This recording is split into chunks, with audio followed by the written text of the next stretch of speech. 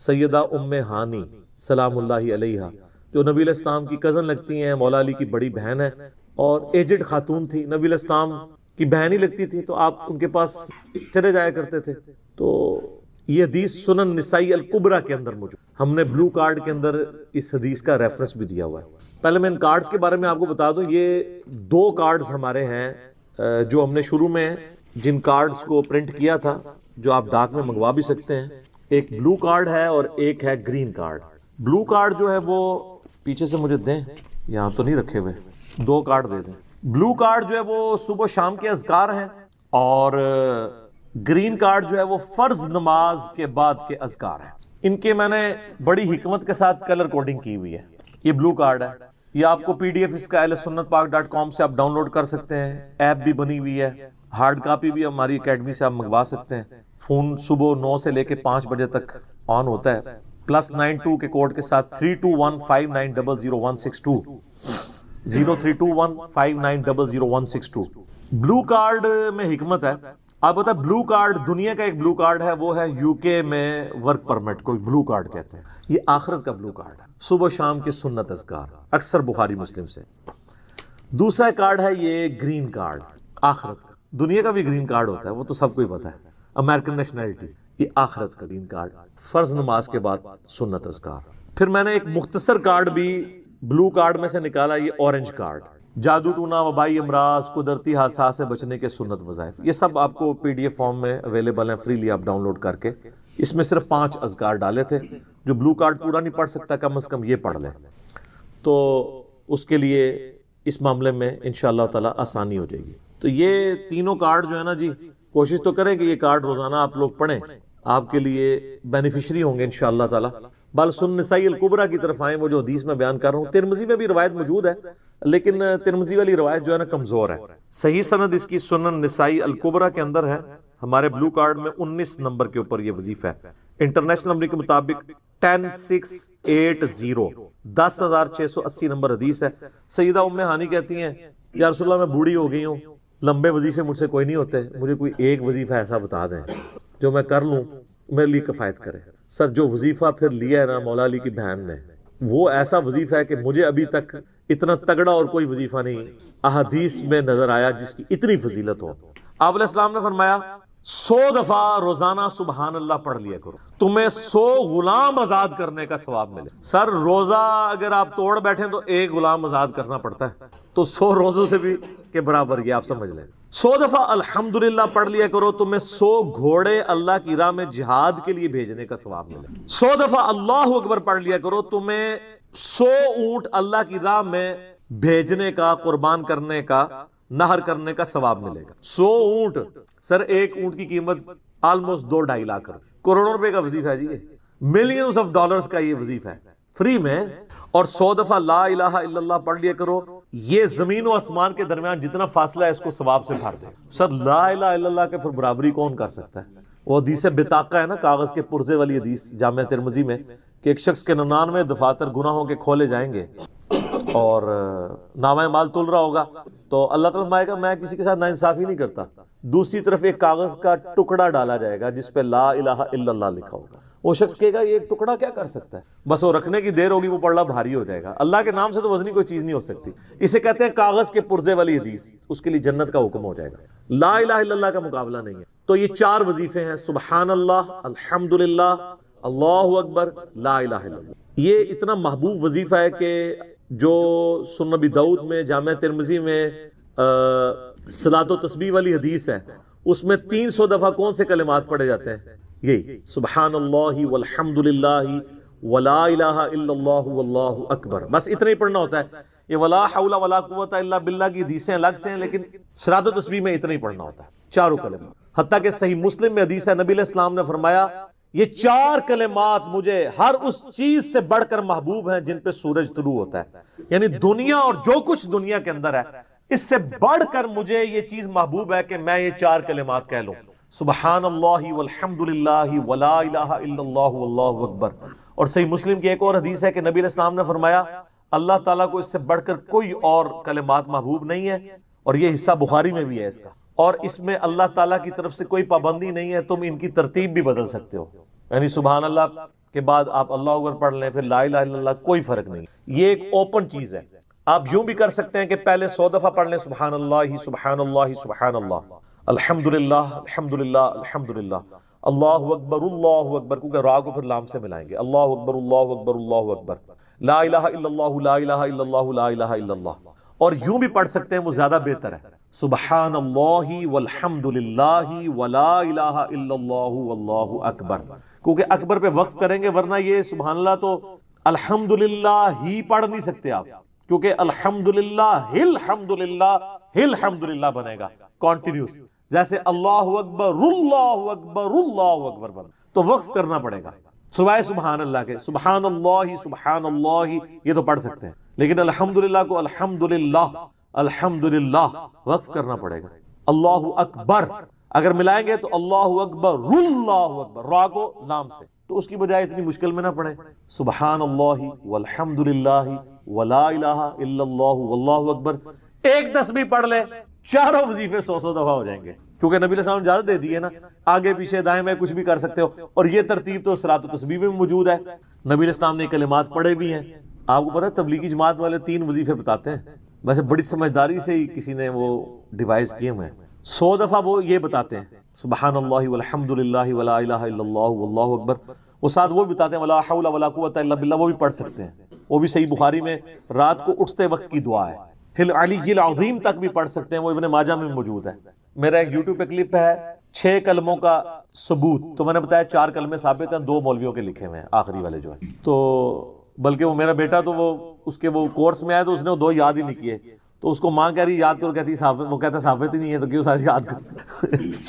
ہم ریکویسٹ کریں گے، ہمارے پاس بھی وہ کورس اسلامیات کا جو ہے نا اس کو ریویو کرنے کے لیے بھیجا ہوا ہے ہماری اکیڈمی میں انہوں نے، تو ہم اس میں ان کو ریکویسٹ کریں گے کہ یہ آخری 2 کلمے نکال دیں، پہلے 4 کلمے ثابت ہیں. وہ تو ثابت ہی نہیں ہے، تو خام خواہ لوگوں کو آپ رٹا رہے ہیں. الٹا جن لوگوں کی شادی ہونے والی ہوتی ہے وہ بیچارے ٹینشن میں پڑے ہوتے ہیں 6 کلمے یاد کرنے کے، حالانکہ کلمے کے ساتھ تو کوئی تعلق ہی نہیں اس کے.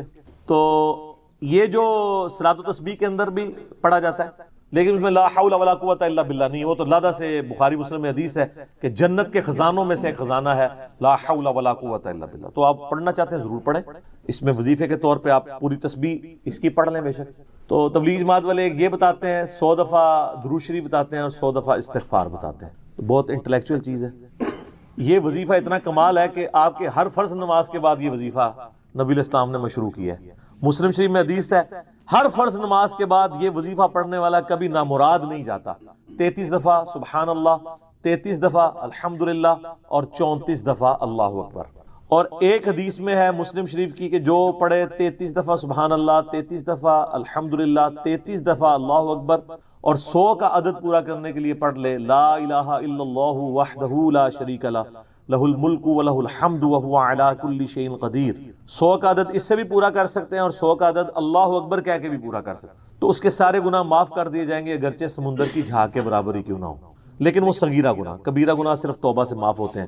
وہ صحیح مسلم میں حدیث ہے کہ اگر بڑے گناہوں سے بچا جائے تو ایک جمعے سے دوسرا جمعہ، ایک رمضان سے دوسرا رمضان اور ایک نماز سے دوسری نماز درمیان کے گناہوں کا کفارہ بن جائے گی. لیکن جو نماز ہی نہیں پڑھتا تو جمعہ پڑھتا رہے تو وہ تو بڑے گناہوں سے نہیں بچا ہوا نا. مسلم شریف میں حدیث ہے بندے کے کفر اور اسلام کے درمیان فرق نماز ہے.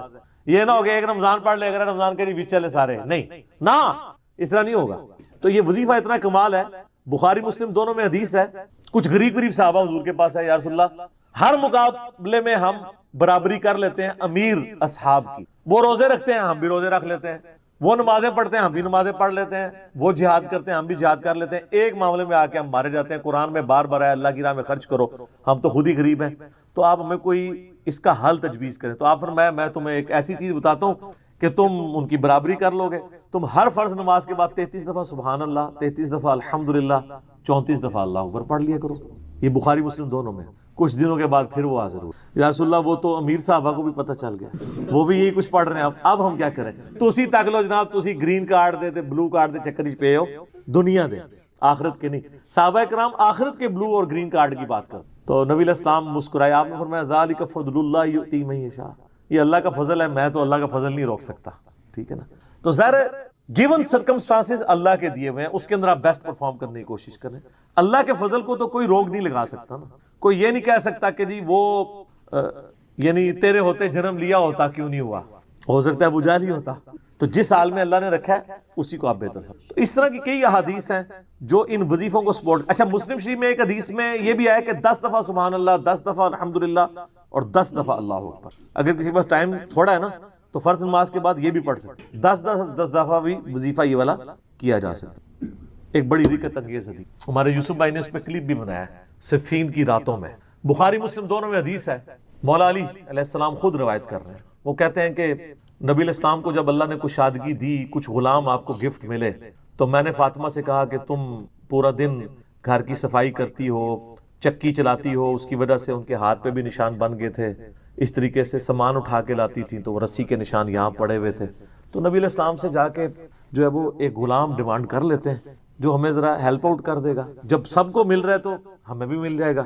تو سیدہ فاطمہ حاضر ہوئی. یہ حدیث بخاری میں بھی ہے، مسلم میں بھی. تو حضور علیہ السلام کے پاس گئیں، بات نہیں. طبیعت میں تربیت کس کی تھی سر؟ بولڈنس نہیں تھی وہ والی، حالانکہ باپ ہے اور حضور کو پتا تھا اپنی بچی کی عادت. تو وہ گئیں، بات نہیں کر سکی، واپس چلی گئی.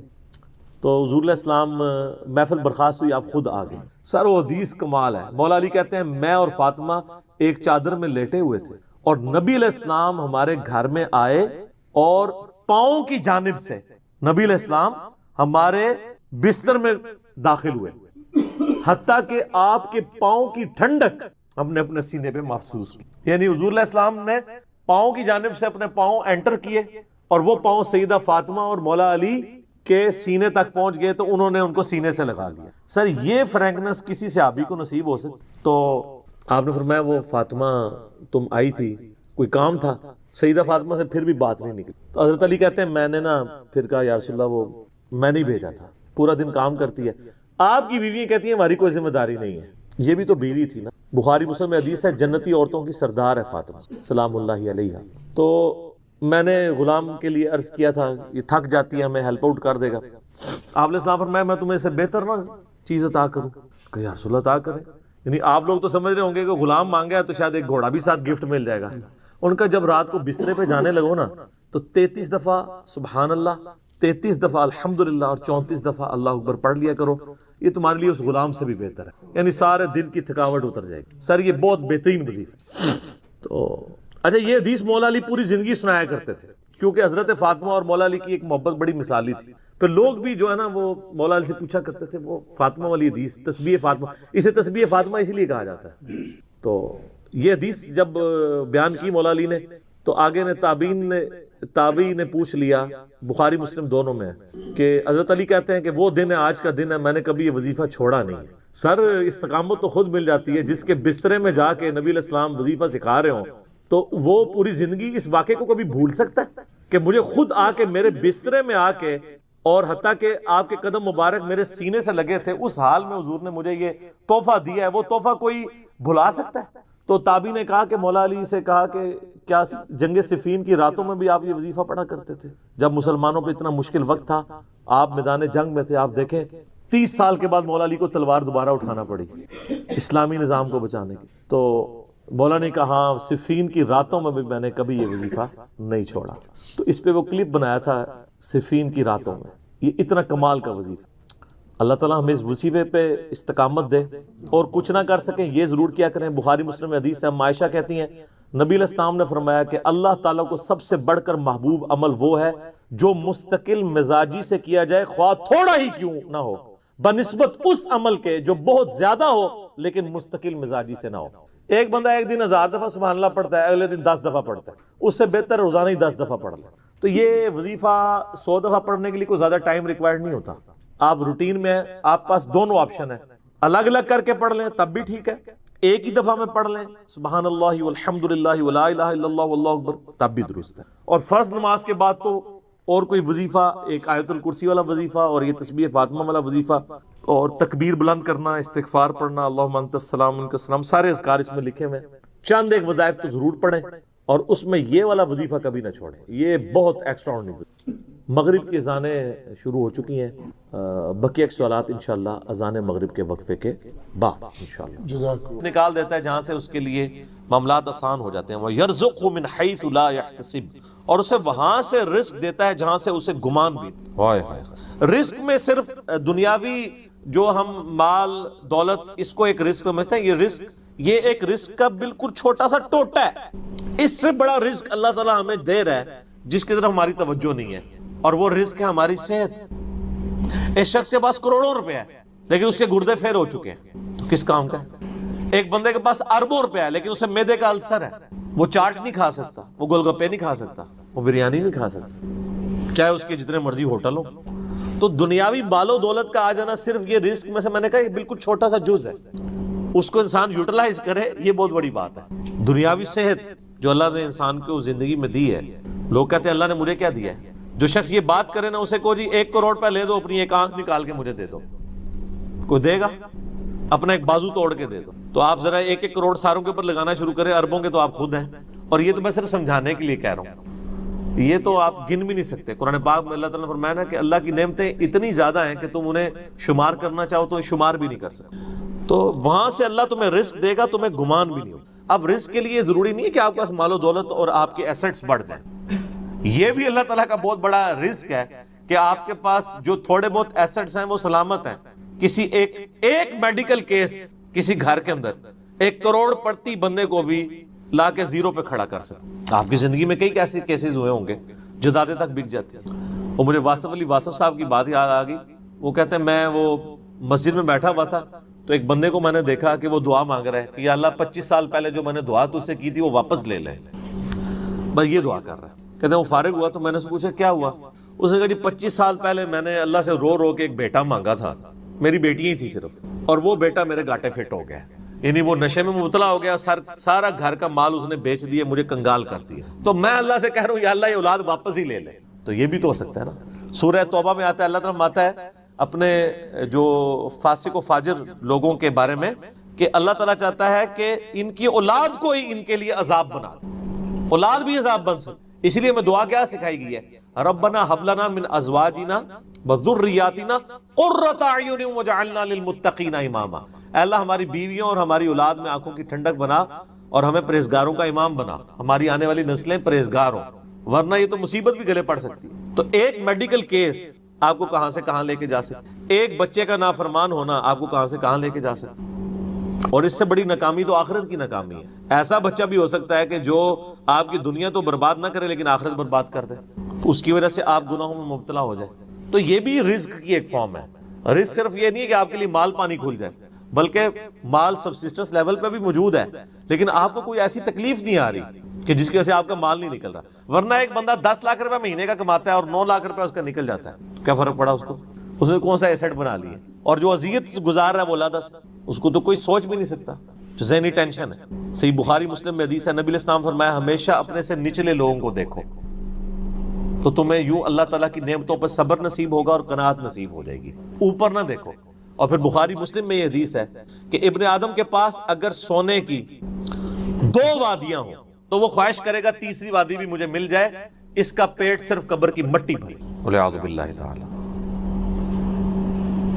بخاری مسلم دونوں میں حدیث ہے کہ انسان کہتا ہے میرا مال میرا مال میرا مال، نبی علیہ السلام فرمایا تیرا مال تو وہ ہے جو تو نے کھا پی لیا یا پہن کر بوسیدہ کر دیا یا اللہ کی راہ میں خرچ کر کے آخرت کے لیے محفوظ کر لیا، باقی جتنا مال ہے وہ تو تیرے ورثہ کا مال ہے، تو کہتا ہے میرا مال ہے۔ پھر بخاری مسلم دونوں میں حدیث ہے کہ نبی علیہ السلام نے فرمایا کہ انسان کے 3 دوست ہیں، ایک دوست ہی اس کی قبر تک ساتھ جاتا ہے، وہ اس کے اعمال ہیں، باقی جو 2 دوست ہیں وہ باہر ہی رہ جاتے ہیں، اس کے رشتہ دار اور مال۔ اب مال ساتھ جاتے ہیں، مال بھی آپ ساتھ لے کے جا سکتے ہیں، لیکن وہ مال جو آپ نے پہلے ہی اپنی زندگی میں اپنی مرضی سے اللہ کی راہ میں خرچ کر دیا، وہ اللہ کے ڈیوائن بینک میں جمع ہے، وہ قرآن پاک میں سورۃ البقرہ میں آیا 700 گنا تک کے اللہ تعالیٰ کر کے لوٹائے گا، بلکہ یہاں تک فرمایا کہ یہ اللہ تعالیٰ کو تم قرض دے رہے ہو اور اللہ تعالیٰ اس قرض کو لوٹائے گا۔ دیکھیں کتنا قدردان ہے کہ دیتا اللہ ہے، اور جب اسی کے دیے ہوئے میں سے آپ اسی کی راہ میں خرچ کرتے ہیں تو وہ کہتا ہے کہ یہ تم نے مجھے قرض دیا ہے، اللہ کہتا ہے میں تمہارا مقروض ہوں، تمہیں لوٹاؤں گا۔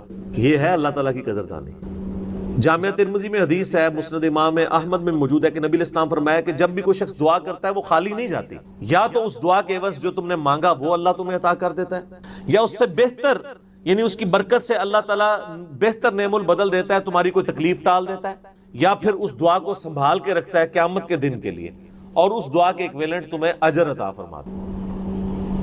تو دعا تو بہت ضروری ہے، اللہ کی طرف رجوع لانا۔ ہے ٹاپک اور طرف چلا جائے گا، فی الوقت اس کی طرف آپ کنسنٹریٹ کریں کہ اللہ تعالیٰ مارا ہے کہ تمہیں وہاں سے رزق ملے گا، تمہیں گمان بھی نہیں ہوگا. وَمَن يَتَوَكَّلْ عَلَى اللَّهِ، اور جو کوئی اللہ پر توکل کرے، فَهُوَ حَسْبُهُ، تو اللہ اس کے لیے کافی ہے. ان اللہ بالغ امری، اللہ تعالیٰ تو اپنا کام پورا کر کے رہتا ہے. لیکن قد جعل اللہ لکل شیء قدرا، اللہ نے ہر معاملے کے لیے ایک اندازہ مقرر کر رکھا ہے. اسی کو ہم وہ کہتے ہیں نا کہ اللہ کے ہاں دیر ہے اندھیر نہیں ہے. لیکن یہ دیر بھی ہم صرف سمجھانے کے لیے کہتے ہیں، وہ دیر نہیں ہے. وہ اللہ کا رول یہی ہے کہ اللہ تعالیٰ نے کسی معاملے کو کس لیول کے اوپر جا کے ایڈریس کرنا. 23 سال تک مشرکین عرب کو دیکھیں نا مہلت ملی ہے. کتنے لوگوں نے کہا کہ دیکھو کان پک گئے ہیں ہمیں سنتے ہوئے، نبی علیہ السلام ہمیں دھمکیاں لگاتے ہیں کہ قوم عاد قوم سمود کی طرح تم بھی برباد کر دیے جاؤ گے، جب وقت کے پیغمبر کا انکار کرو گے تو عذاب تو کوئی نہیں آ رہا. اور قرآن پاک میں پھر نبی علیہ السلام کے بارے میں بھی آتا ہے کہ آپ علیہ السلام نے بھی تھوڑی سی بے صبری کا مظاہرہ کیا. سورۃ الانعام کے سٹارٹ میں آپ پڑھ کے دیکھ لیں تو اللہ تعالیٰ نے پھر جلال فرمایا کہ اے نبی تم چاہو تو جاؤ زمین میں کوئی سرنگ تلاش کر لو یا آسمان میں کوئی سیڑھی لگا کے ان کی مرضی کا معجزہ انہیں لا کے دکھا دو. ہم اپنے فیصلوں میں یعنی کسی کے پابند نہیں ہیں. پھر سورہ آل عمران میں آتا ہے جب غزوہ احد کے موقع پہ نبی علیہ السلام کی زبان سے بد دعا نکل گئی خالد ابن ولید کے لیے کہ اللہ تعالیٰ ایسی قوم کو کیسے ہدایت دے گا جنہوں نے اپنے نبی کا چہرہ خون سے رنگ دیا. یہ صحیح مسلم میں الفاظ ہیں، قرآن پاک میں اشارتاً اس کا ذکر ہے. سورہ آل عمران میں اللہ تعالیٰ نے فرمایا کہ نبی آپ کو کوئی اختیار نہیں ہے، اللہ تعالیٰ چاہے تو ان کو ہدایت بھی دے سکتا ہے. ہائے ہائے، یہ اللہ کے فیصلے ہیں، یہ کسی انسان کا کوئی فیصلہ نہیں. تو اب ان آیات کی روشنی میں بزرگ تو کسی کھاتے میں نہیں بنتے. لوگ بزرگوں کو لے کے بیٹھ رہے ہوتے ہیں یہ بزرگ دعا کرن گے، بزرگ کر دیں گے. بزرگوں نے کیا کرنا ہے؟ یا تو نبی علیہ السلام کے بارے میں فرمایا جا رہا ہے کہ آپ کو کوئی اختیار نہیں ہے، اللہ تعالیٰ چاہے تو بخش دے، اللہ تعالیٰ چاہے گرفت فرمائے، اللہ تعالیٰ چاہے ڈھیل دے. اللہ نے ہر کام کے لیے ایک اندازہ مقرر کیا ہوا ہے، وہ اسی موقع کے اوپر اللہ تعالیٰ اس چیز کو اسٹیبلش. وہ اللہ کے ڈیوائن علم میں ہے کہ کب اللہ تعالیٰ نے اسلام کا غلبہ کروانا ہے. جب نہیں کروایا تو 13 سال میں 125 بندے ہی مسلمان ہوئے ہیں، اور اگلے 13 سال کے اندر دونوں سپر پاورز بھی الٹ دی گئی ہیں. دونوں طرف ٹائم پیریڈ تو ایک ہی ہے. تو یہ اللہ تعالیٰ فیصلے فرماتا. عمر اور رزق میں برکت کے لیے کوئی وظیفہ بتا دیں. اس میں نے بتا دیا نا، صحیح بخاری مسلم دونوں میں حدیث ہے. نبی صلی اللہ علیہ وآلہ وسلم نے فرمایا جو شخص یہ چاہے کہ اس کے رزق میں برکت کر دی جائے، عمر دراز کر دی جائے، تو اپنے رشتہ داروں کے ساتھ اس نے سلوک کرے. لیکن یہ بھی تقدیر میں لکھا ہوا ہوگا کہ وہ کرے گا تو یہ ہو جائے گا، تو اسی کو توفیق ملے گی نا. تو اللہ تعالیٰ اس کی عمر میں برکت صرف یہ نہیں ہے کہ ایک بندہ 60 سال کا تو اب 100 سال پہ مرے. کئی 100 سال کی زندگی پاتے ہیں اور کام چوانی کا بھی نہیں کر کے مرتے. اور بعض لوگ 50 سال میں اتنا کام. امام شافعی کی عمر 55 سال تھی صرف جب فوت ہوئے ہیں. چلو شافعی کو تو چھوڑ دیں، اس سے پہلے آ جائیں. عمر بن عبدالعزیز 38 سال کی عمر میں فوت ہوئے ہیں. 38 سال کی عمر میں 3 براعظموں پہ ایسے نقوش چھوڑ گئے ہیں کہ آج دنیا حیران ہے.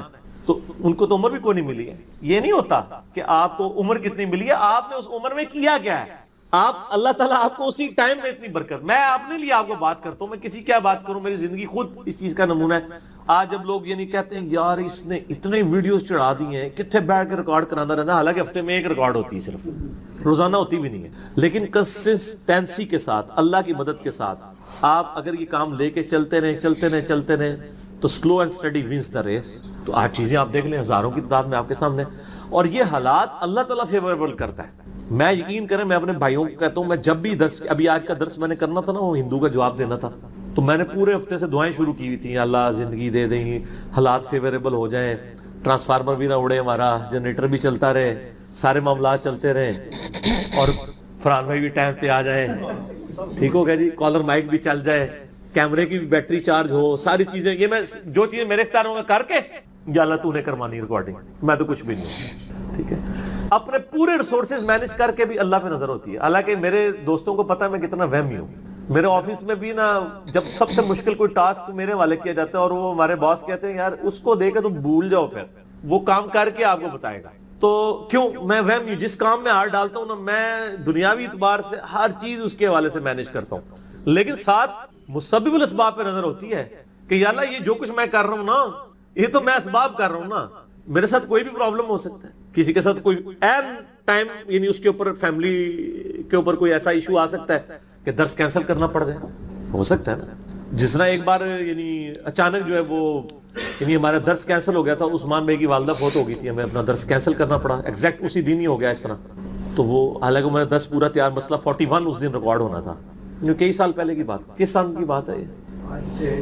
5 سال پہلے، ہاں 5 سال پہلے کی بات ہے۔ تو اپنا ہر چیز مینج کی تھی، لیکن اینڈ ٹائم پہ کوئی مسئلہ کھڑا ہو گیا۔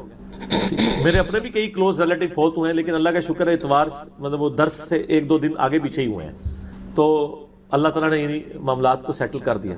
یہ ساری چیزیں سر فیوریبل ہونا، پھر تو یہ وہ سوال کی طرف ہوں کہ رشتہ داروں سے اس نے سلوک کریں، اللہ تعالیٰ رزق میں اضافہ کرے گا، عمر میں اضافہ کر دے گا، یعنی برکت ڈال دے گا، تھوڑی چیز بھی کفایت کر دے گی۔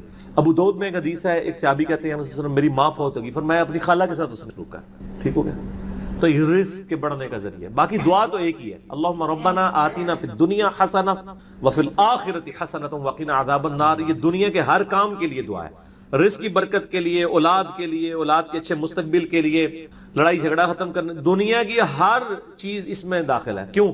ربنا آتنا فی الدنیا حسنہ، دنیا میں ہر چیز حسنہ عطا کر دے، بہتر، اور آخرت کی ہر چیز داخل ہے، وفی الآخرۃ حسنہ، آخرت میں قبر بھی شامل ہے، میدان حشر بھی، میدان عدل بھی، یہ واقعہ عذاب القبری، واقعہ عذاب الحشر، یہ کہنے کی ضرورت نہیں ہے۔ بخاری مسلم میں حدیث ہے جو مر گیا اس کی قیامت قائم ہوگی، وہ آخرت میں داخل ہوگا، اس میں سب کچھ ہے۔ اس میں ایک صحیح مسلم کی حدیث میں بتا دیتا ہوں، ایک صحابی تھے، بیماری کی وجہ سے اتنے کمزور ہو گئے کہ چڑیا کی طرح ان کا جسم ہو گیا۔ یہ آپ کو دعا والے چیپٹر میں مشکات میں دوسری جلد میں بھی یہ حدیث مل جائے گی، صحیح مسلم کی۔ نبی صلی اللہ علیہ وآلہ وسلم عیادت کے لیے آئے، آپ نے حالت دیکھی، آپ نے فرمایا کہ تو اللہ سے کیا مانگتا ہے؟ آپ کو پتہ چل گیا کہ یہ مسئلہ کوئی گمبھیر ہے۔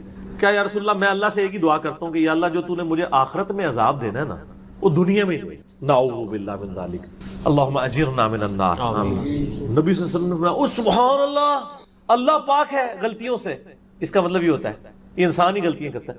او تو اللہ سے یہ چیز مانگ رہا ہے، اور تیرے اندر ہمت ہے کہ تو آخرت کیا دنیا کا بھی اللہ کا عذاب برداشت کر سکے؟ اور تجھے تو چاہیے تھا تو دعا کرتا، اللہم ربنا آتینا فی الدنیا حسنہ وفی الآخرۃ حسنۃ وقنا عذاب النار۔ وہ دنیا اور آخرت میں، یہ فنیٹک وہ صوفیہ والا کنسیپٹ نہیں، ٹھیک ہے کہ دنیا میں گگڑے بن کے رہو اور اس طریقے سے جوئیں بھی ڈلی رہے اور کپڑے بھی اتارے رکھو اور پہنچے ہوئے بزرگ، یہ پتہ لگا کتنے پہنچے نے، ٹھیک ہے نا۔ تو وہ صحابہ کہتے ہیں جب انہوں نے یہ دعا کی نا تو چند ہی دنوں میں وہ اس طرح صحیح ہو گیا جیسے مردہ زندہ ہو جاتا ہے اس دعا کرنے کی۔ دنیا کی ہر بھلائی، کیوں بندہ نے پیپروں میں پاس ہونا یہ دعا کرے، لیکن صرف دعا کی کوشش بھی کرے گا، کوشش کے بعد دعا کرے، دونوں چیزیں پیرلل میں۔ کوئی شخص اپنے اوپر خود تقدیر غالب کروا دے نا، پھر دعا کچھ نہیں کرتی ہے۔ یعنی ایک بندہ کہ میں بسم اللہ پڑھ کے ساکٹ میں 2 انگلیاں ڈال دوں، نہیں، وہ آپ نے اپنے اوپر تقدیر خود غالب کرا لی ہے۔ آپ کہ نہیں میں بسم اللہ الذی لا یضر دعا پڑھ لوں اور جا کے میں جناب کوبرا سانپ کے آگے ہاتھ ایسے کر دوں تو سر وڑ لے گا تو ہم چھڑے گا نہیں، کیونکہ آپ نے خود اپنے اوپر تقدیر غالب کروائی نا۔ جب آپ اپنے اوپر خود تقدیر غالب کرواتے ہیں، آپ بسم اللہ الذی لا یضر پڑھ کے یہ تو نہیں کہ سٹیئرنگ سے ہاتھ اٹھا لیں اور آگے بند کر لیں تو جا کے ٹھوکیں گے سیدھے۔ جب کوئی شخص خود تقدیر غالب کرواتا ہے پھر دعا کچھ نہیں کرتی، اس کی دعا ہے تدبیر کے ساتھ، کیونکہ اس طرح دنیا کا نظام نہیں چل سکتا تھا نا۔ تو یہ ان دعاؤں کا یہ ہوگا کہ جو ناگہان، اسی لیے آپ دیکھیں حدیث کے الفاظ کیا ہیں کہ ناگہانی آفت، خود لائی ہوئی آفت نہیں، ناگہانی آفت۔ آپ جا کے سانپ کے بل میں جا کے ہاتھ کو سیڑ دیں اور آپ کے میں نے پڑھا اعوذ بکلمات اللہ التامات من شر ما خلق، کچھ بھی نہیں ہونا، کیونکہ آپ نے اس دعا کی خود وائلیشن کر دی ہے۔ ناگہانی آفت ٹلے گی، ٹھیک ہو گیا، اور جو آپ اپنے اوپر خود طاری کریں گے وہ نہیں ٹلنے گی، وہ اس طریقے سے نہیں ٹلے گی۔ اس لیے یعنی یہ دعائیں وغیرہ پڑھیں، اس کے بعد تدبیر بھی کیا کریں۔ ویسے ہم باقی معاملات میں کرتے ہیں، کسی شخص نے صرف دعا پڑھ کے اپنا پیٹ نہیں بھرا نہ پیاس بجھائی ہے، ہمیشہ کھانا بھی کھاتے ہیں پانی بھی پیتے ہیں، اور ان کو کہتے ہیں اسباب بھی ساتھ رکھیں، ٹھیک ہو گیا جی۔ وما من دابۃ فی الارض، اور زمین پہ چلنے پھرنے والی کوئی بھی مخلوق ایسی نہیں ہے، الا علی اللہ رزقها، مگر یہ کہ اس کا رزق اللہ کے ذمہ کرم کے اوپر ہے۔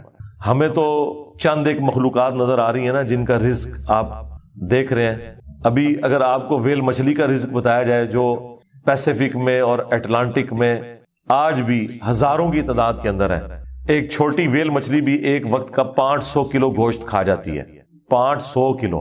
اور جو بڑی ویل مچھلی ہیں وہ تو آپ چھوڑ دیں، 30 ہاتھیوں کے برابر بھی ویل مچھلی ہے، اتنی بڑی بڑی ویل مچھلی ہیں، 30 ہاتھی، 30 ان کے برابر ایک ویل مچھلی، اس کا رزق بھی اللہ تعالیٰ پورا کر رہا ہے۔ آپ کو تو بس چڑیاں نظر آ جاتی ہیں زیادہ، تو کسی کے دماغ میں آ سکتا ہے کہ یار چڑیوں کا رزق اللہ پورا کر رہا ہے، تو زیادہ اتنا ہی دماغ میں رزق آتا ہے۔ آپ ذرا ان جانوروں کے بارے میں سوچیں، اتنے بڑے بڑے جانور سمندر کے اندر، خشکی میں تو اتنے بڑے جانور ہی نہیں ہیں جتنے پانیوں کے اندر موجود ہیں، اور ان تمام کے رزق کی ذمہ داری اللہ تعالیٰ نے لی ہوئی ہے.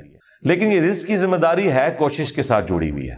یہ نہ سمجھیں کہ ویل مچھلی کے منہ میں آگے اللہ تعالیٰ کوئی چیز ڈال دیتا ہے، نہیں، کوشش کرنی پڑتی ہے. انسان کو بھی کوشش کرنی پڑتی ہے. اللہ نے دنیا کو اسباب کے ساتھ جوڑا ہوا ہے. ہاں، کوشش کرو گے رزق ملے گا. پوٹینشلی رزق اللہ تعالیٰ نے قیامت تک کے لیے اس پلانٹ ارتھ پہ رکھ دی ہے. دیکھیں، آج سے آلموسٹ 200 سال پہلے تک تو کسی کو پتہ ہی نہیں تھا کہ زمین میں انرجی کا اتنا بڑا خزانہ موجود ہے تیل کی شکل میں. 1853 میں وہ پہلا کنواں پنسلوینیا میں امریکن سٹیٹ کے اندر دریافت ہوا تھا. کرنل ایڈون نے کیا تھا. اتنی ماشاءاللہ مٹھی داڑھی تھی، ہے کرسچن تھے ویسے وہ. اور عرب ملکوں میں وہ تو 20ویں صدی کے اندر تیل نکلا ہے. 1960 کے قریب جا کے یہ تیل نکلا ہے عرب ملکوں میں. اب میرا سوال یہ ہے کہ 1300 سال تک سارے بزرگان دین آج عمرے کے لیے جاتے رہے. جو نیچے نگاہ مارتے تھے تو ساتوں زمینیں کراس، اور اوپر عرش پہ نگاہ پہنچتی تھی. کسی بزرگ کو تیل نہیں نظر آیا عرب کی سرزمین میں. ایسے بزرگوں سے جان چھڑا سکتے تھے، اتنے تے گئے نہیں ہون گے، تے مکے مدینے تے گئے سن نا، وہ تو لنگے نے نا، کسی کو تیل نظر آیا. دنیا کو اللہ نے بقدر ایفرٹ رکھا ہے. اور یہ بھی اب مزید کوئی 50-60 سال کا تیل رہ گیا. پھر آنے والی دنیا ذکر کرے گی کہ انسانیت نے 250-300 سال ایسے دیکھے ہیں کہ اللہ نے ان کو ایک ایسا خزانہ دیا تھا کہ جس کو یوز کر کے ٹرینیں چلتی تھیں، ہوائی جہاز اڑتے تھے، اور وہ زمین سے تیل نکلا تھا. بعد کے لوگوں کے لیے تو ابھی پرابلم ہے ظاہر ہے، اسی لیے تو اب بیٹریوں کی طرف، سولر کی طرف شفٹ ہو رہے ہیں. لیکن بہرحال سولر ہو یا بیٹریاں ہوں، وہ تیل کا تو مقابلہ نہیں کر سکتی. آپ کو 1 لیٹر پٹرول جو انرجی دیتا ہے، وہ انرجی بنانے کے لیے تو آپ کو کتنا بڑا ایریا چاہیے سولر پینلز کا، تب وہ انرجی ملے گی. تو اس کے لیے تو پھر آپ جہاز جو سولر والے انہوں نے بنائے بھی ہیں نا، وہ اتنے بڑے بڑے جہاز ہیں اور مسافر اس میں تھوڑے سے ہی بیٹھتے ہیں. یہ جو بوئنگ 747 یا ایئر بس 380 جو 500 مسافروں کو لے کے جا رہی ہے، اس کی انرجی اگر آپ کو سولر پینل سے کرنی پڑ جائے تو اس جیسے 50 جہاز بنائے تو تب جا کے اس میں اتنے بندے بیٹھیں گے. یہ تو ایک بہت بڑی تکلیف دہ چیز ہے. تو اللہ تعالیٰ نے بہرحال اب سولر کی شکل میں ایک اور خزانہ دیا ہے. اس کے اوپر محنت ہو رہی ہے، بیٹریز کے اوپر محنت ہو رہی ہے. تو اللہ نے پوٹینشلی رزق انسانیت کا، اور رزق میں صرف کھانا پینا نہیں ہے، تمام ضرورت کی چیزیں. اس وقت تو ہمارا رزق، وہ مجھے اشفاق احمد صاحب کی بات یاد آئی. وہ کہہ رہے تھے 1960 میں وہ کہہ رہے تھے کہ میری تنخواہ کا 10% کیا 5% بھی ان چیزوں پہ نہیں لگتا تھا جن چیزوں پہ اب آ کے میری تنخواہ کا 80% لگ رہا ہے. کیونکہ اس وقت انسان کی بنیادی ضرورتیں نہیں ہوتی تھیں. بلکہ آپ لوگوں نے اپنی زندگی میں دیکھ لیا ہے کہ پچھلے 10-12 سال کے اندر آپ کی زندگی میں 2 چیزیں، ایک سمارٹ فون اور دوسرا انٹرنیٹ، یہ ایسا داخل ہوا ہے کہ آپ گرمی میں پنکھا بند کر کے بیٹھ جاتے ہیں، انٹرنیٹ نہ بند ہو جائے کہیں، اگر UPS بند ہو گیا، کیونکہ وہ تو آپ کی سانس چلا رہا ہے نا. پہلے یہ سانس بند ہوتی تھی پنکھا بند ہونے سے، اب پنکھا بند ہونے سے نہیں ہوتی. آپ نیٹ کا کنیکشن دیں، 2 گھنٹے بیٹھ کے لوگ نیٹ کے اوپر اور واٹس ایپ پہ ایک دوسرے کے ساتھ میسجنگ کرتے رہیں گے، پسینے چھوٹ رہے ہیں، ان کو کوئی پرواہ نہیں.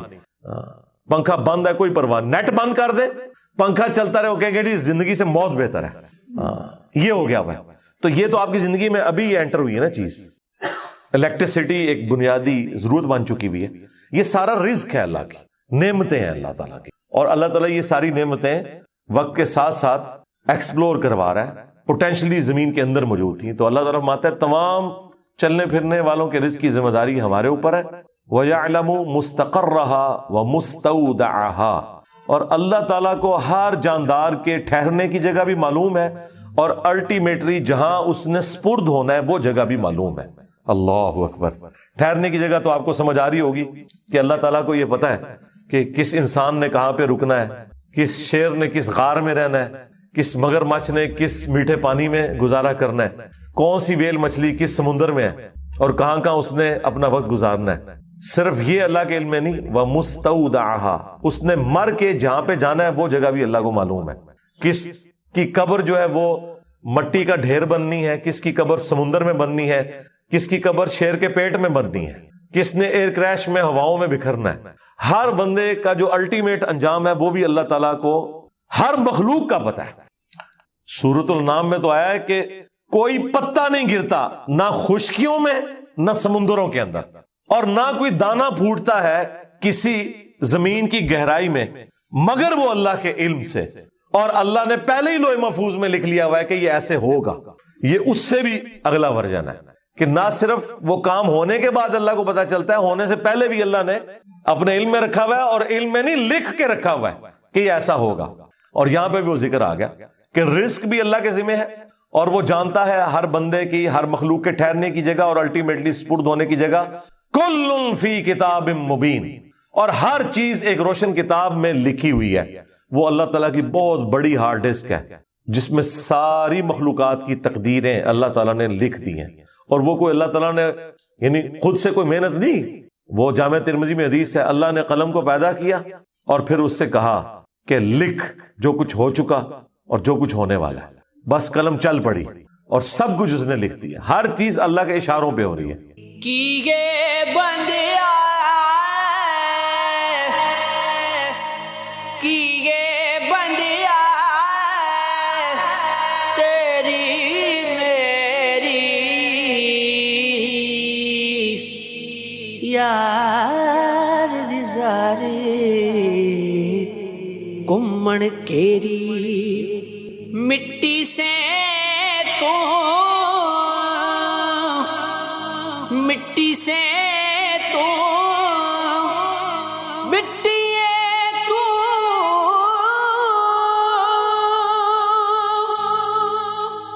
مٹی سے تو مٹی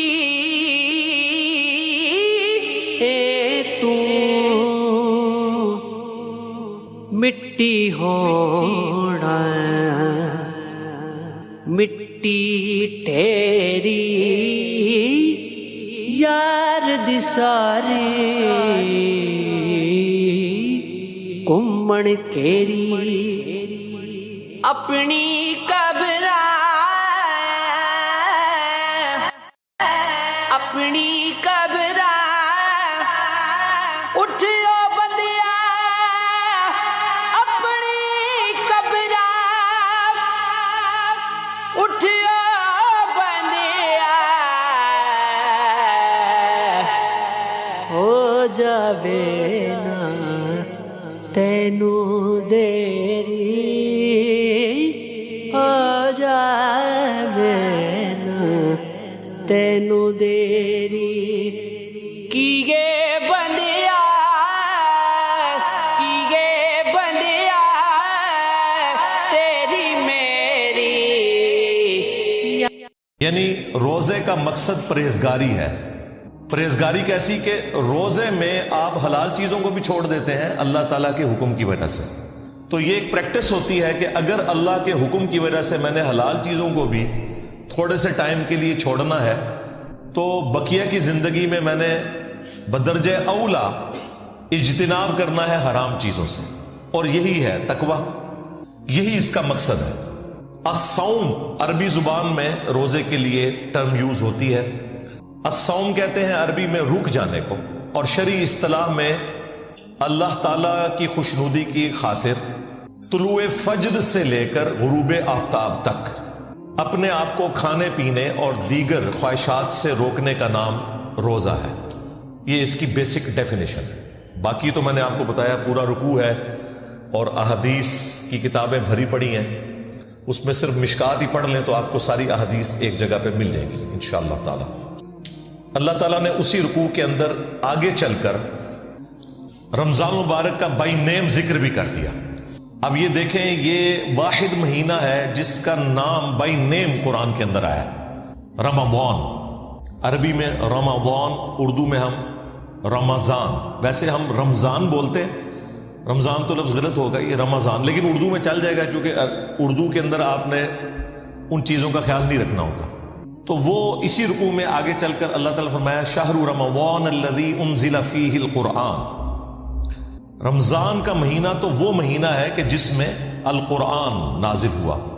ھدی للناس، جو پوری انسانیت کے لیے ہدایت کی کتاب ہے، یعنی کسی خاص طبقے کے لیے نہیں، پوری انسانیت کے لیے.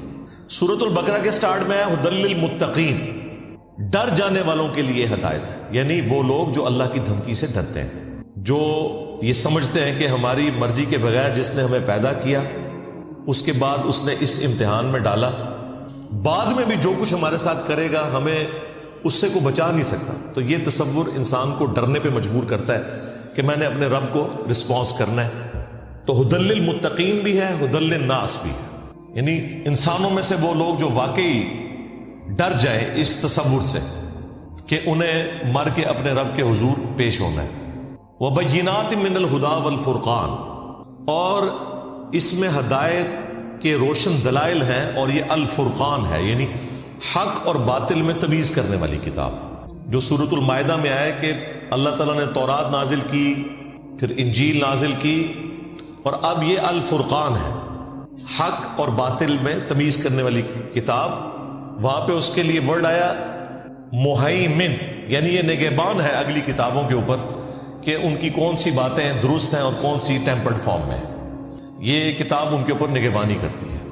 یہاں پہ الفرقان کہا گیا، اور خود ہمارے محبوب امام کائنات سید الاولین والآخرین شفیع المذنبین رحمت للعالمین خاتم النبیین سیدنا و مولانا امام اعظم محمد رسول اللہ صلی اللہ علیہ وآلہ وسلم کے لیے بھی صحیح بخاری میں الفرقان کی ٹرم یوز ہوئی ہے. محمد فرق بین الناس، محمد لوگوں میں حق اور باطل میں فرق ہے، یعنی نبی علیہ السلام کی پیروی کرنے والا حق پر ہے، آپ سے مخالفت کرنے والا باطل کے اوپر ہے. تو قرآن بھی الفرقان ہے اور رسول اللہ بھی الفرقان ہے صلی اللہ علیہ وآلہ وسلم. پھر اللہ تعالیٰ نے ساتھ ہی فرما دیا فَمَنْ شَهِدَ مِنْكُمُ الشَّهْرَ، اب جو کوئی بھی تم میں سے رمضان کا مہینہ پائے فَلْيَصُمْ، تو اس کا کام ہے کہ اس میں وہ روزے رکھے. اور پھر آگے اس کے احکامات آئے کہ روزے کی لینتھ کیا ہے، اس میں کون سی شرعی پابندیاں ہیں، جو لوگ روزہ رکھنے پر قادر نہیں ہیں، بیمار ہیں، ان کے لیے شرعی حکم کیا ہے، مسافر کے لیے کیا ہے، مریض کے لیے کیا ہے. پھر میاں بیوی کے تعلقات کے پوائنٹ آف ویو سے بھی چیزیں ڈسکس ہوئیں. وہ آپ خود پڑھ لیجئے گا، اگر میں ایک ایک چیز کو اس طریقے سے ڈسکس کروں گا تو پھر تو کافی زیادہ ٹائم لگ جائے گا. لیکن چونکہ یہ ساری باتیں آج آٹومیٹکلی کور ہو جائیں گی ہمارے فقہی احکام و مسائل کے اندر انشاءاللہ تعالی. صحیح بخاری اور صحیح مسلم کے اندر یہ حدیث موجود ہے. اللہ کے محبوب صلی اللہ علیہ وآلہ وسلم نے فرمایا اسلام کی بنیاد 5 چیزوں کے اوپر ہے. نمبر 1 اس بات کی گواہی دینا کہ اللہ کے سوا کوئی معبود نہیں اور محمد صلی اللہ علیہ وآلہ وسلم اس کے بندے اور اس کے رسول ہیں. دوسرے نمبر پہ فرمایا نماز قائم کرنا. تیسرے نمبر پر زکوٰۃ دینا. چوتھے نمبر پر حج کرنا اللہ کی راہ میں اگر استطاعت ہو. اور 5ویں نمبر پہ فرمایا رمضان کے روزے رکھنا. اس سے آپ اندازہ لگائیں کہ اسلام کی بنیاد جن چیزوں کے اوپر ہے ان میں سے رمضان مبارک کے روزے ایک چیز ہے. پھر صحیح بخاری اور صحیح مسلم دونوں کے اندر یہ حدیث موجود ہے کہ اللہ کے محبوب صلی اللہ علیہ وآلہ وسلم نے فرمایا جس شخص نے بھی ایمان اور احتساب کے ساتھ، یعنی اس نیت کے ساتھ کہ وہ تزکیہ نفس اپنا کرے گا، اللہ سے ثواب لینے کی امید جس کے اندر موجود ہے، رمضان مبارک کے روزے رکھے، اللہ تعالیٰ اس کے پچھلے سارے گناہوں کو معاف فرما دے گا. اور جس نے ایمان اور احتساب کے ساتھ رمضان مبارک کی راتوں کا قیام کیا، قیام اللیل جسے آپ تراویح بھی کہتے ہیں، اس کے بھی اللہ تعالیٰ پچھلے سارے گناہوں کو معاف فرما دے گا. اور جس نے ایمان اور احتساب کے ساتھ لیلۃ القدر کا قیام کیا، اس کے بھی اللہ تعالیٰ پچھلے سارے گناہوں کو معاف فرما دے گا. تو لیلۃ القدر تو رمضان مبارک کے آخری عشرے کی طاق راتوں میں آتی ہے. یہ پچھلے دنوں جو میری شب برات سے متعلق ویڈیو ریکارڈ ہوئی تھی اس میں میں نے تفصیلاً اس کے اوپر گفتگو کر لی ہے کہ وہ سارے فضائل جو یہ شب برات کے لیے بتاتے ہیں وہ بیسیکلی لیلۃ القدر کے ہیں، جس کے بارے میں پوری سورت قرآن میں نازل ہوئی ہے انا انزلناہ فی لیلۃ القدر.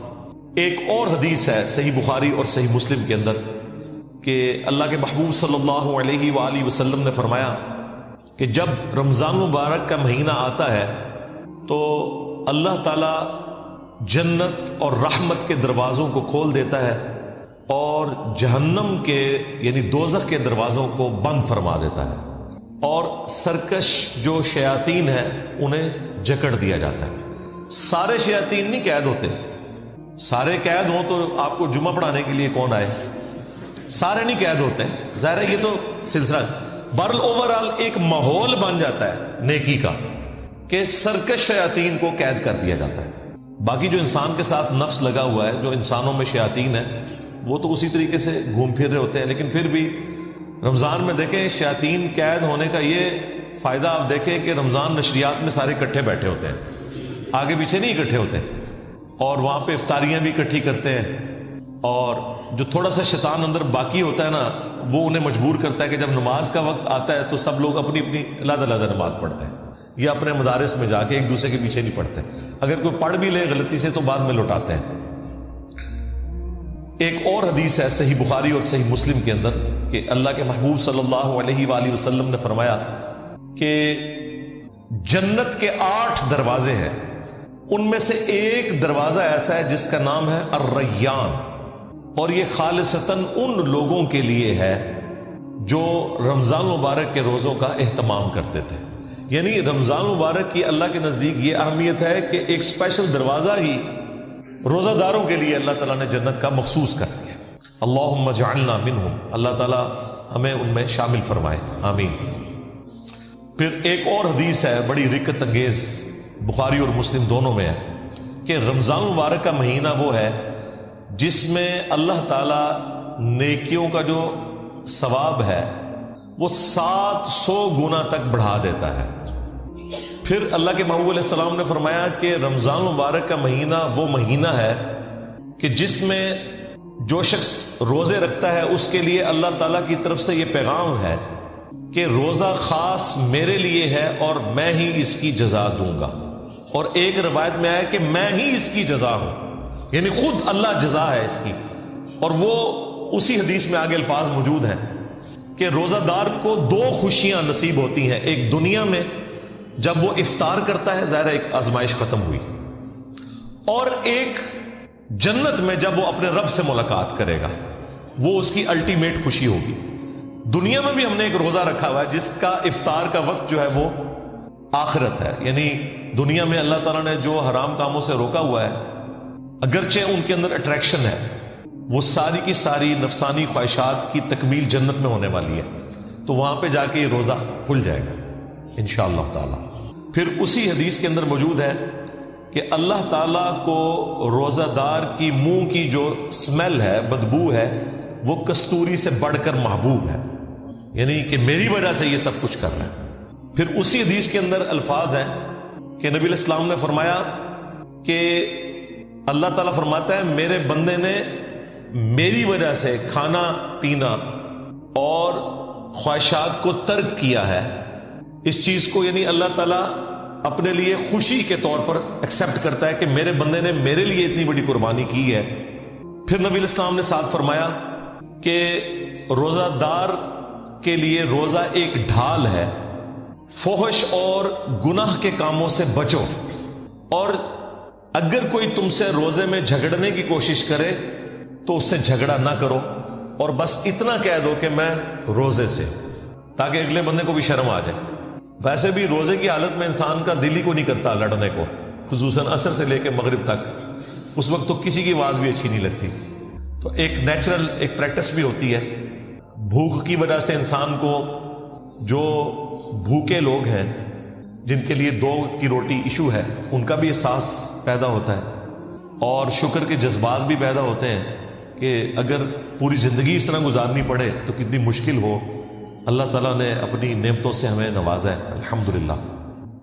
صحیح بخاری میں ایک اور حدیث ہے جو ذرا الارمنگ ہے کہ نبی علیہ السلام نے فرمایا کہ جس شخص کو اس کا روزہ جھوٹ بولنے اور گناہ کے کاموں سے نہ روک سکے تو اللہ تعالیٰ کو پھر ایسے شخص کے بھوکا اور پیاسا رہنے کی کوئی حاجت نہیں ہے، یعنی اس کی روحانیت مر جائے گی، فرض تو ادا ہو جائے گا۔ بعض لوگ ان چیزوں کا سہارا لے کے وہ کہتے ہیں پھر ٹھیک ہے روزہ رکھنے کی ضرورت نہیں ہے، نہیں، نماز میں بھی اگر کسی کنسنٹریشن لوز بھی ہو، اس کا جو روحانی پہلو ہے وہ کمزور ہوگا، فرضیت ادا ہو جائے گی۔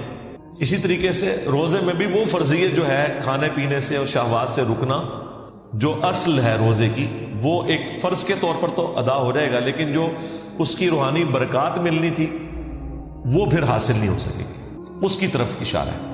ایک اور حدیث ہے صحیح مسلم کے اندر کہ نبی علیہ السلام نے فرمایا کہ اگر کبیرہ گناہوں سے بچا جائے تو ایک نماز سے دوسری نماز، ایک جمعے سے دوسرا جمعہ، اور ایک رمضان سے دوسرا رمضان، درمیان کے تمام گناہوں کا کفارہ ہے.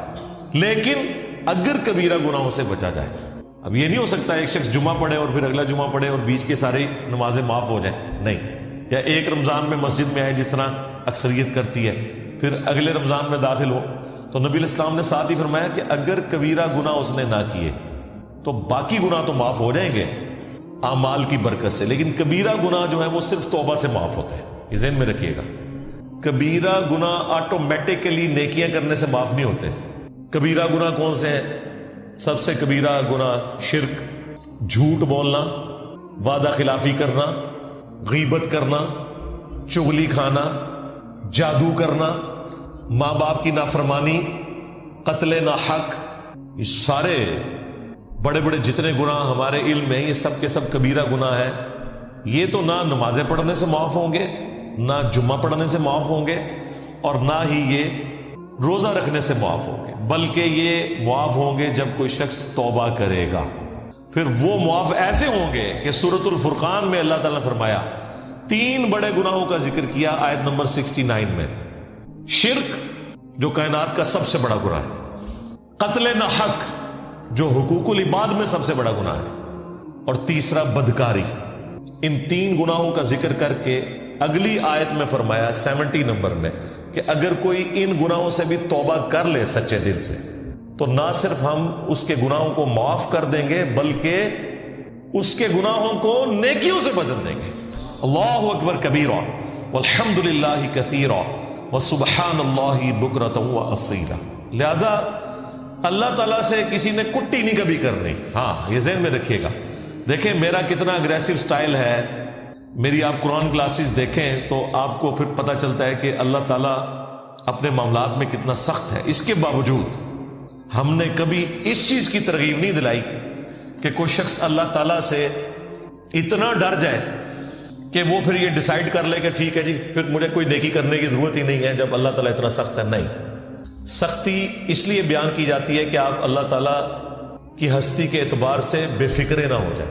باقی جو توبہ والا ایلیمنٹ ہے بھائی, وہ تو موت کے غرغرے سے پہلے پہلے توبہ قبول ہے. جامع ترمذی میں حدیث ہے. لیکن کسی کو یہ پتا تو نہیں کس وقت موت آ جائے, اس لیے پوری زندگی آپ نے اس طرح گزارنی ہے. وَلَا تَمُوتُنَّ إِلَّا وَأَنْتُمْ مُسْلِمُونَ, جو قرآن میں ہے. دیکھنا تمہیں موت نہ آئے مگر اس حال میں کہ تم تابع فرمان ہو کر مرنا. ہر وقت تیاری رکھنی ہے, تو وہ اپنی جگہ. لہذا رمضان المبارک میں تو نیکیوں کا ایک موسم ہے. رمضان کی پریکٹس کی وجہ سے پھر بقیہ 11 مہینوں میں بھی اللہ تعالیٰ کو صحیح طریقے سے رسپانس کرنا, یہ اللہ تعالیٰ کی ریکوائرمنٹ ہے. اور مور دین 50% مسلمان جو پریکٹسنگ ہوتے ہیں ان میں سے بھی 50% مسلمان وہ عموماً رمضان میں ہی نیکیوں کی طرف آتے ہیں, اور بعد میں کچھ استقامت والا سلسلہ شروع ہوتا ہے. کئی لوگ داڑھی رکھ لیتے ہیں, پھر نمازیں شروع کر دیتے ہیں, عورتیں حجاب شروع کر دیتی ہیں. تو یہ ہم نے اپنی زندگی میں رمضان مبارک کی برکات خود دیکھی ہے کہ رمضان جو ہے اس اعتبار سے ایک ٹرننگ مہینہ ثابت ہوتا ہے کئی لوگوں کی زندگی میں. کئی لوگوں کے لیے کوئی گھر میں جوان موت یا کوئی صدمہ وہ بھی نیکی پہ آنے کا ایک سبب بن جاتا ہے. وہ بھی اللہ تعالیٰ نے سورہ السجدہ میں فرمایا کہ ہم دنیا کی زندگی میں تمہیں تکلیف دیں گے تاکہ تم اپنے رب کی طرف پلٹ آؤ. وہ بھی ایک اللہ کی سنت ہے. تو یہ مختلف اللہ تعالیٰ نے ایک سمجھ لیں سگنلز رکھے ہوئے ہیں, جو انسان رسپانس کرے تو مرنے سے پہلے اللہ تعالیٰ کے بتائے ہوئے راستے کے اوپر آ سکتا ہے. لہٰذا رمضان مبارک کو کیجول نہ لیں, پورے اہتمام کے ساتھ رمضان شریف کو گزاریں. جو فرض عبادات ہیں ان کے اوپر ایمفیسائز کریں, اور بعد کی زندگی کے لیے بھی اللہ تعالیٰ سے دعا کریں کہ اللہ تعالیٰ استقامت دے باقی نیکیوں کے اوپر بھی. خصوصاً نماز کے معاملے میں بالکل جو ہے نا وہ زیرو ٹالرنس ہے اللہ تعالیٰ کی, یہ ذہن میں رکھیے گا. یہ اتنا کرٹیکل ایشو ہے ایمان لانے کے بعد کہ اتنے سخت الفاظ میں قرآن میں فتویٰ آیا ہے. سورہ روم میں آیت نمبر 31 میں وَأَقِيمُوا الصَّلَاةَ وَلَا تَكُونُوا مِنَ الْمُشْرِكِينَ. دیکھنا نماز کو قائم رکھنا, مشرک نہ ہو جانا کہیں. یعنی کتنی بڑی بات ہے یہ. یعنی شرک جو اللہ کے نزدیک اتنی سینسٹیو چیز ہے, عموماً لوگ سمجھ رہے ہوتے ہیں کہ کسی بت کے آگے یا قبر کے آگے جھکنا. اللہ تعالیٰ تو فرما رہا ہے کہ جو نماز بھی چھوڑتا ہے نا تو وہ مشرکین کی کیٹیگری میں جا کے فال کر جائے گا. اس سے بڑا کوئی فتویٰ ہو نہیں سکتا تھا. اور اگر کسی کے دماغ میں کوئی خناس رہ گیا تھا نا تو وہ صحیح مسلم کی حدیث نے اسے نکال دیا. 246 نمبر حدیث کہ بندے کے کفر اور ایمان، شرک اور اسلام کے درمیان فرق کی نماز ہے. نماز نہ پڑھنے والا پاکستان کے شناختی کارڈ میں تو مسلمان ہو سکتا ہے، اللہ کے ہاں وہ مسلمان نہیں ہے. ہاں ظاہری کلمے کا احترام کریں گے، مر جائے گا جنازہ بھی پڑھیں گے، اس کے لیے دعائے مغفرت بھی کریں گے، لیکن اس کی زندگی میں اسے بتائیں گے کہ بھائی یہ شناختی کارڈ والے مسلمانوں تمہارے کلمے کا احترام ہو رہا ہے، ادروائز نماز چھوڑنے والا بندہ مسلمان نہیں ہے. اور یہ میرا فتویٰ نہیں ہے، قرآن کا فتویٰ ہے، نبی الاسلام کا فتویٰ ہے. پھر بھی اگر کسی کو سمجھ نہ آئے تو جامع ترمذی میں حدیث ہے، عبداللہ ابن شقیق تابعی کہتے ہیں کہ صحابہ کرام صرف تارک الصلاۃ کو کافر سمجھتے تھے، جو نماز چھوڑنے والا ہے، اور کسی کو کافر نہیں کہتے تھے خواہ وہ کتنا ہی گناہ کرتا ہو. لیکن جو نماز نہ پڑھتا ہو صحابہ کرام اسے کافر سمجھتے تھے. نہیں جی، اب تو اس فہم کا بھی مسئلہ ختم ہو گیا. اگر کوئی کہ مجھے قرآن کا فہم نہیں ہے، ہمیں حدیث بتائیں، حدیث بھی بتا دی، حدیث کا بھی فہم نہ آیا. صحابہ کرام سے تو بڑھ کر کوئی قرآن و سنت کو جاننے والا نہیں تھا. جامع ترمذی میں ایک اور حدیث ہے کہ ہمارا اور مشرکین کا عہد نماز کی بنیاد کے اوپر قائم ہے، جس نے نماز چھوڑ دی اس نے کفر کیا. صحیح مسلم میں حدیث ہے، عبداللہ ابن مسعود کہتے ہیں کہ رسول اللہ کے زمانے میں صلی اللہ علیہ وآلہ وسلم اگر کوئی شخص بیمار ہوتا اور 2 بندوں کے سہارے وہ مسجد آ سکتا تو وہ مسجد میں آ کے نماز پڑھتا تھا، کہیں اسے منافق شمار نہ کر لیا جائے. یعنی جو گھر میں نماز پڑھے اس کے بارے میں بھی صحابہ کرام ڈرتے تھے کہ یہ منافق ہے، پتہ نہیں پڑھی اس کے نہیں پڑھی. تو اس زمانے میں اپنے آپ کو مسلمان ثابت کرنے کے لیے مرد کو مسجد میں نماز پڑھنی پڑتی تھی. صحابہ کرام کو کیا پتا تھا کہ ان سے بھی بڑھ کے بھی عاشقان رسول آنے والے ہیں، انورٹڈ کامز میں نماز ایک بھی نہیں پڑھیں گے اور کہیں گے کہ غلامی رسول میں موت بھی قبول ہے، حرمت رسول پر جان بھی قربان ہے. نعرے ایسے ماریں گے کہ میں تو کہتا ہوں جو پرانے مسلمان ہیں وہ بھی شرمندہ ہوتے ہوں گے کہ یار یہ تو ہمیں بھی پیچھے چھوڑ گیا. لیکن جب پریکٹیکلی باری آئے گی تو یہ حال ہے کہ نماز بھی نہیں پڑھیں گے. میلاد کے جلسے اٹینڈ کریں گے، صبح اٹھ کے فجر نہیں پڑھیں گے. میلاد کے دن کے جلوس اٹینڈ کریں گے، جب ظہر کی نماز کا وقت آئے گا لنگر لے کے گھر چلے جائیں گے. محرم کے جلوسوں میں عاشقان اہل بیت ہونے کا دعویٰ کریں گے، لیکن انہیں یہ نہیں پتا کہ مولا علی بھی نماز کے لیے جا رہے تھے تو شہید ہوئے. مولا حسین علیہ السلام بھی کربلا میں نماز کی حالت میں آپ کے اوپر تیر چلائے گئے. اور جب ظہرین کا وقت آئے گا تو آدھے سے زیادہ لوگ کہیں گے ساڑھے تھے کپڑے ہی پاک نہیں نے. تو میں اس پہ پھر جب مجھے غصہ آتا میں کہتا ہوں یار تم اہل البیت کے ماننے والے اپنے آپ کو پاک ہی نہیں کر سکے، مسلمان اور پلید. تو یہ نماز کے معاملے میں اپنے آپ کو تیار رکھنا ہے ہمیشہ. سنن ابی داؤد میں حدیث ہے کہ قیامت کے دن سب سے پہلے نماز کے بارے میں سوال ہوگا، سب سے پہلا سوال. اور جس کا یہ مسئلہ حل ہو گیا اس کی اگلی منازل آسان ہو جائیں گی، اور جو اس میں پھنس گیا اس کے اگلے معاملات مشکل ہوتے چلے جائیں گے. پھر مسند احمد میں ایک حدیث ہے، نبی الاسلام نے فرمایا کہ نماز اپنے نمازی کے حق میں قیامت والے دن نور، نجات اور دلیل، اللہ کے حضور چھٹکارے کی ایک دلیل اس کے پاس ہوگی. اور جس شخص نے نماز چھوڑ دی قیامت والا دن نہ تو اس کے لیے کوئی پولیس رات پہ نور ہوگا، نہ اس کی کوئی نجات کے چانسز ہیں، اور نہ اللہ کے حضور کوئی وہ دلیل پیش کر سکے گا. حتیٰ کہ اسی حدیث میں آگے الفاظ ہیں کہ ایسے شخص کا حشر فرعون، قارون اور حامان اور امیہ ابن خلف کے ساتھ ہوگا، ولیعوذ باللہ تعالی. چاہے وہ جتنا مرضی دنیا میں دعویٰ کرتا رہے کہ میں بہت بڑا عاشق رسول ہوں. پھر جو سنن ابن ماجہ میں حدیث ہے، نبی الاسلام نے فرمایا تھا دیکھنا نماز نہ چھوڑنا، اگر تم نے نماز چھوڑ دی تو پھر اللہ کا ذمہ تم سے اٹھ گیا. ہاں، اس سے بڑی کوئی دھمکی ہو ہی نہیں سکتی، پھر اللہ کے ذمہ کوئی چیز نہیں ہے. تو اس رمضان میں ایک تو پریکٹس کریں کہ جماعت کے ساتھ نماز انشاءاللہ تعالی، اور پھر اسے کنٹینیو آگے چلانا ہے. یہ نہیں ہے کہ چاند رات میں ہی جا کے جو ہے پہلے جاتے ہیں نائی کے پاس شیو کروانے کے لیے، داڑھی نہیں رکھنی ہے تو ٹھیک ہے، پھر اب اگر نیت کی ہے تو چلاؤ. اب تو خیر ہمارے نوجوان زیادہ تر داڑھی رکھ رہے ہیں، اگرچہ وہ فیشن کی وجہ سے رکھ رہے ہیں، یا خرچہ بچانے کے لیے ایک سلسلہ تو چل نکلا ہے. چھوٹی داڑھی رکھ لو لیکن ایٹ لیسٹ اپنی شکل رسول اللہ صلی اللہ علیہ وآلہ وسلم کی جو ریکوائرمنٹ ہے اس کے قریب تو کرو. ایٹ لیسٹ گناہ کی کیٹیگری سے تو نکل جاؤ.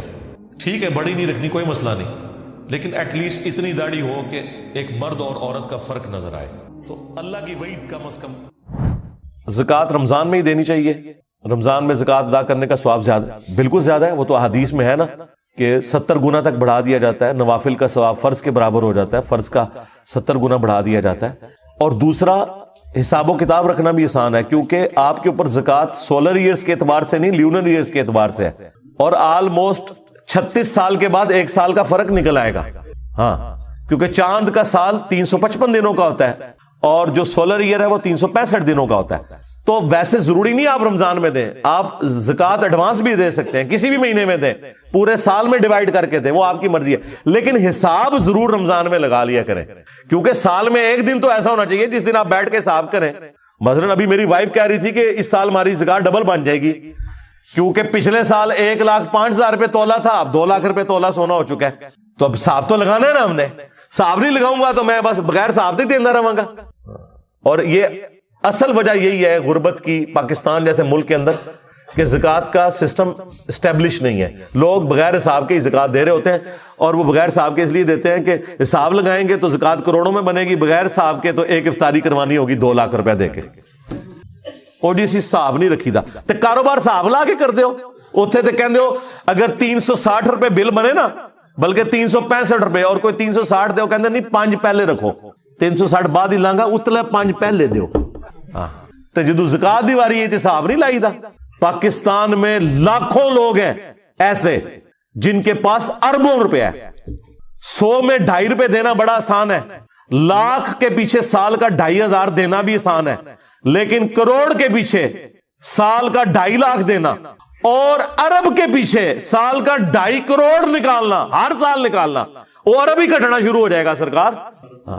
تو یہ کوئی نہیں دیتے زکوٰۃ پوری. لوگ کہتے ہیں نا پاکستان میں چیریٹی بہت دی جاتی ہے, سرکار جو دینی چاہیے اس کا 100واں حصہ بھی نہیں ہے.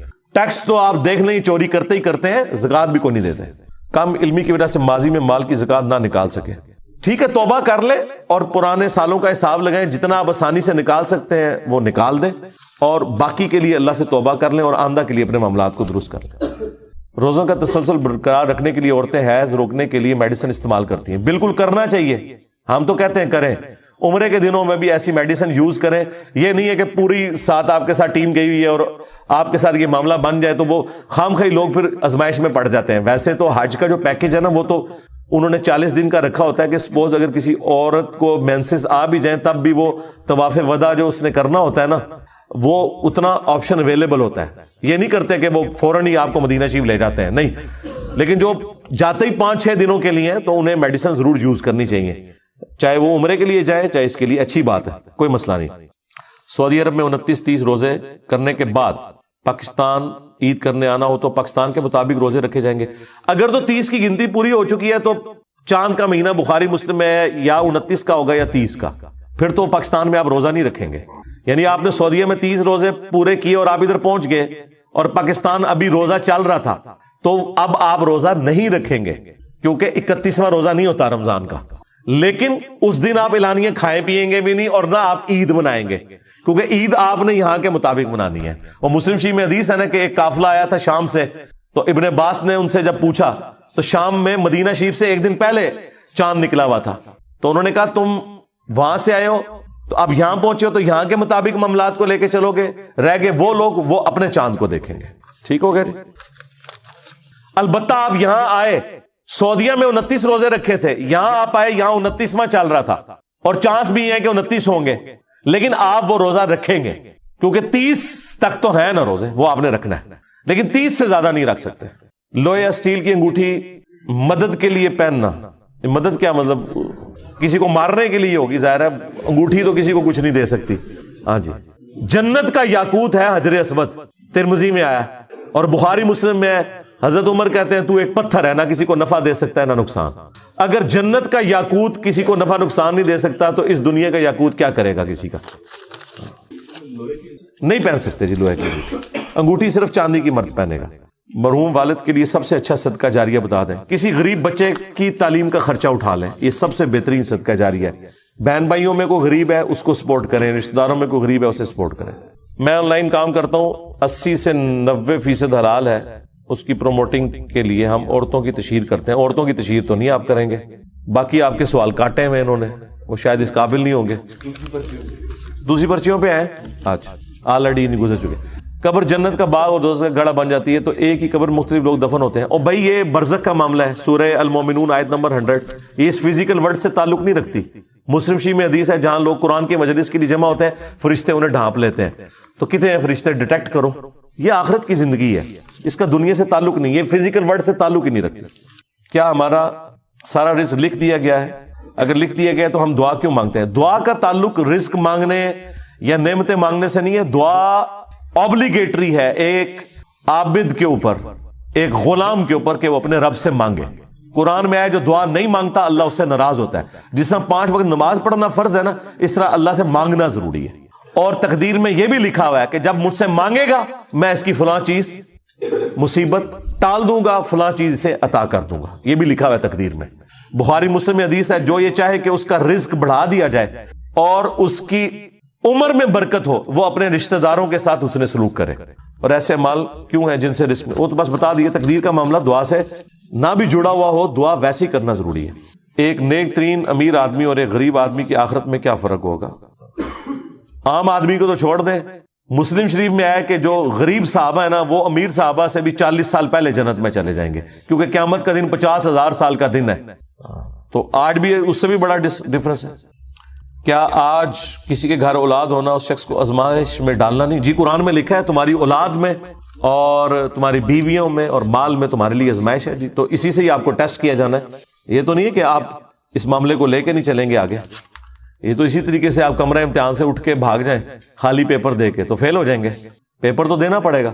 ایک انسان کے مرنے کے بعد اس کی جائیداد اس کے وارثین میں تقسیم ہوگی. اگر ایک شخص نے حرام کے ذریعے کمایا تو کیا اس کا گناہ وارثین کو بھی ہوگا؟ نہیں ہوگا جی. وہ گناہ کا وبال اسی کے اوپر ہے. اب وہ جو مال چھوڑ کے مر گیا اس کو آگ تو نہیں لگانی نا آپ نے. وہ جو حرام کمایا اس کا وبال اس کے اوپر ہے. آپ کے لیے وہ حلال ہے, وہ آپ کو ورثے میں ملا ہے. اور یہ جو میں مسئلہ بتا رہا ہوں اس کے اوپر سب کا اتفاق ہے. آپ نے ایک ویڈیو میں کہا تھا کہ حضرت بکر کو صحابی نہ ماننے والا, اس کے اوپر یار میں کافی دفعہ ویڈیوز میں بول چکا ہوں. یہ 2 الگ باتیں آپ نے اٹھائی تھی, بار بار نہیں اس کو ریپیٹ کرنا. دیوبند کا انجینئر محمد علی مرزا پہ فتویٰ میں نے پوری یہ ڈاکٹرن بتائی تھی. کیا سید امتی ہو سکتے ہیں؟ ہاں جی امتی ہے. کیوں نہیں؟ یہ بیٹھے ہیں سید کہہ رہے ہیں میں امتی ہوں. آپ کو کس نے کہا وہ امتی نہیں ہے؟ ہمارے امتی نہیں ہے, رسول اللہ کے امتی تو ہے نا, محمد اور آل محمد. کیوں نہیں امتی؟ مجھے اپنے باپ سے بہت پیار ہے لیکن وہ اپنے پرانے بابوں اور پرانے قائد کو نہیں چھوڑتے. اس کا حال کیا ہے؟ اس کا حال ہے مجلس 50 دیکھیں اور حکمت سے انہیں سمجھائیں. میں نے طریقہ بتایا ہوا. عقیقے کے بارے میں بتا دیں. قربانی میں ہو سکتا ہے؟ نہیں جی, اس کے اوپر میری ویڈیو ریکارڈ ہے. عقیقہ الگ سے جان دینی ہے. بخاری میں حدیث ہے بچے کی جان گروی ہوتی ہے عقیقے کے وقت, تو پوری جان آپ نے دینی ہے, حصہ نہیں ڈال سکتے. یا بکرا دیں گے یا بکری لڑکی کی طرف سے, اور لڑکا ہے تو 2 بکرے اور 2 بکریاں, دونوں میں سے کوئی بھی ہو سکتی ہیں. میری والدہ لکڑی کے تخت پر نماز ادا کرتی ہیں, وضاحت فرما دیں. بالکل ٹھیک ہے, اچھی بات ہے. لکڑی پہ نماز بہت اچھی بات ہے, نیچرل چیز ہے. اس کے اوپر ٹکی بھی رکھنے کی ضرورت نہیں ہے, وہ والی نیچرل ہے. اور یہ پرانے زمانے میں بڑا آسان کام تھا. اس سے آپ دیکھیں جو مسجد بیت کا کانسیپٹ ہے نبی الاسلام کے زمانے میں, بخاری مسلم میں ہے, صحابہ کرام کو حضور نے یہ یعنی ترغیب دلائی تھی کہ اپنے گھر میں ایک حصہ رکھو نماز کے لیے مخصوص, تاکہ اس کو پاک رکھنا آسان ہو. تو یہ جو لکڑی کا جائے نماز ہے نا, یہ پاک رکھنا بڑا آسان ہے, کیونکہ یہ باقاعدہ پوری ایک سمجھ لیں علیحدہ سے ایک پلیٹ فارم بنا ہوتا ہے. آپ اس کو شفٹ کر سکتے ہیں. اس کے اوپر چڑھ کے تو گندگی کوئی نہیں کرے گا. زیادہ فرش پہ گندگی ہوگی تو نیچے سے صاف ہو جائے گی, تو وہ پاک ہی رہتا ہے. یہ تو بہت اچھا ہے. میں عراق کام کرنے کے لیے جا رہا ہوں. مجھے اس ملک میں رہنا کیسا ہے؟ وہ ملک شیعہ کا ہے. یار عراق جائیں گے تو شیعہ ہیں, آپ سعودیہ چلے جائیں گے تو وہابی ہیں, تو سارے مسلمان ہیں یار, جدھر مرضی جائیں, کیا فرق پڑتا ہے؟ جنت میں سب کی عمر 31 یا 33 سال ہوگی تو ہمارے ماں باپ سیم ایج کی ہوں گے انشاءاللہ جی. وہاں جنت کے معاملات وہیں جا کے دیکھیں گے, تو انہوں نے ٹینشن پہ گئی ہے. جنت کی ڈائنامکس ہی الگ ہے. دنیا میں آپ اس کی مثال بھی نہیں بیان کر سکتے. دنیا میں یعنی نبی کی بیویاں بھی ہیں نا, تو ان میں بھی وہ سوکن والا ایشو